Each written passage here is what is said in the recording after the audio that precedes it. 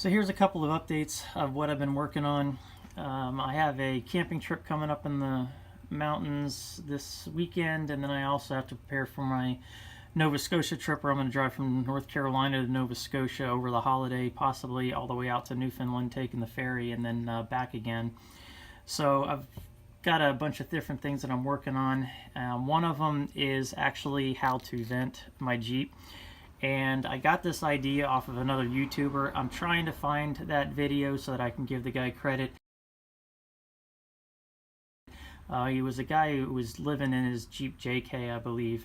But he had done this, and it gave me the idea to kind of mimic that.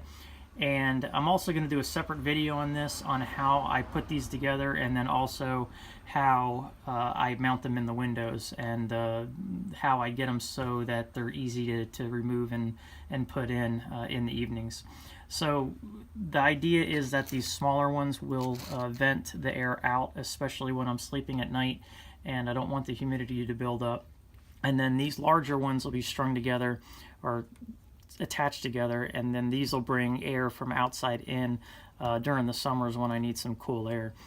But all of these actually run off of USB, and I bought them to run off of this BFGoodrich USB outlet that is actually a charger and a jumper for a vehicle, but I brought it primarily as a power source for USB items. And when I run all 7 of these together on this, and if I turn it on here, I'll have these attached, all the small ones start going, but you can see it's at 70, if you can get it there, 76%, and I've run all 7 of these together for 4 hours. So that's pretty good, and that'll give me enough juice to run through the night should I want to run them all at the same time. But what I plan to do is to mount these in the windows and just push the window up against them, and then have foam kind of like this, or I'm going to try to find something that I can use to go around the edges so that I can squeeze them between the frame and the window.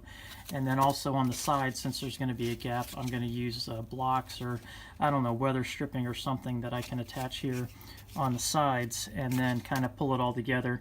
And then so that I'm going to have a problem with mosquitoes more than likely when I'm traveling. I did when I went on my last cross-country trip. I'm going to wrap the whole thing in mosquito netting so that the mosquitoes can't come in when I actually have these installed. So let me show you what these look like when it's installed. Okay, so this is a basic idea of how they're going to look. So I've got 4 of them mounted there. I don't think I could squeeze in a 5th one, and I really don't want to. But as you can see, I've got the padding on the sides. I'm going to have mosquito netting wrapped all the way around it. And so that's what it looks like on the inside, and then from the outside kind of looks like that. And I'll be able to take these and flip them either way, so that I can have air either being drawn out or air pushed in, depending on what I feel like doing. And there's a lot of kind of wires here, because you do have all the wires that connect these two to these two, and then they connect together so that you can string them all together, and then the other one would go to the actual source. So when I put this all together, I'm going to have to figure out a nice way to clean this all up so that I only really have the one wire to worry about. And then I'll do the same thing over there on the other side. Like I said, I'm going to do a whole other video on what I end up doing and show how I do it, because already I've realized that I need to take off all of these rubber stops, and those are so that it won't scratch your gaming console, and then it also lifts it off the console to give it air ventilation. But the way that I'm going to use it, I'm going to take them all off, and I had a couple of here, and this is all they are, and then the screw goes in here to hold the fan outer plate on. So I will figure out what I'm going to do and do a separate video. Something else that I recently got, not so much an installation as a purchase, were these 4 LED lights that I bought to put in the Jeep. And they're remote controlled, as well as you can turn them on by hand. But it comes with 4 of them, so I've put 4 of them in the roof line along the metal rail of the Jeep, and I've done that on each side. And they are magnetic, so they do stick right to the metal rail, but they're very weak, so they tend to fall when I go over bumps. So what I did is they come with these metal plates and I glued the plates to the back of them, and then I'm going to glue these Harbor Freight bar magnets to that, and then that'll keep it up on the rail here a lot easier, like this one here. So that just sticks up there. And the great thing about having the remote is you can turn these on from anywhere in the Jeep, and then it also comes with dimming options of 10, 40, and 80% other than the 100. And it also has a timer, which I've tried, and the timers do work, so you can set that for 10, 30, 60, and 120 minutes to turn off automatically. And then you can dim them in steps, and I think it's like 8 steps that you can dim up and down, other than the preset options. But being able to sit in the Jeep and control these is really nice while I'm laying here in bed. And I did use them a couple of times at a rest stop, and it was so bright actually that I had to turn them down to like 80 and 40%.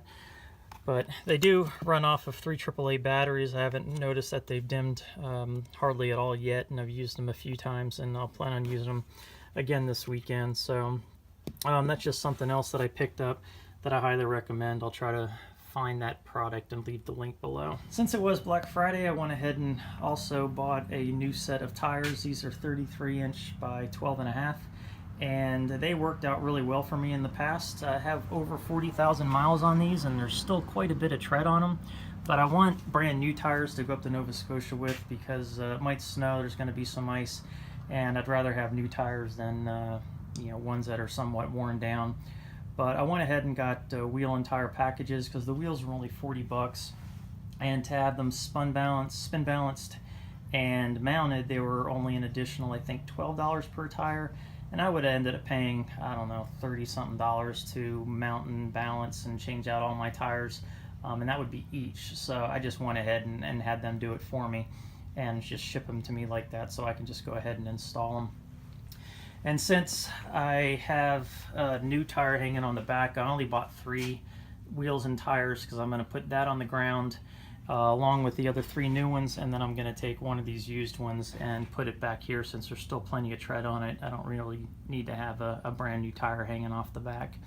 So it was a good price. I went ahead and did it just to get it out of the way, because I've been meaning to anyway, and my trip to Nova Scotia is only about a month away. So that's about everything that I'm working on right now that I have out. There's still quite a few things that I'm working on here and there. I still need to put window coverings in the windows and cut those out, and I still want to try to put some kind of tray here in the back, maybe something that I can easily slide underneath my padding and kind of pull out and attach somehow to the tailgate, because I would like to have some kind of easily foldable surface area to either eat off of or just to set things on. Got a lot of ideas going on in my head right now, but just no time to do them, so I'll record that stuff as it happens. But in the meantime, please leave your comments and suggestions below, and please like and subscribe. Thanks for watching.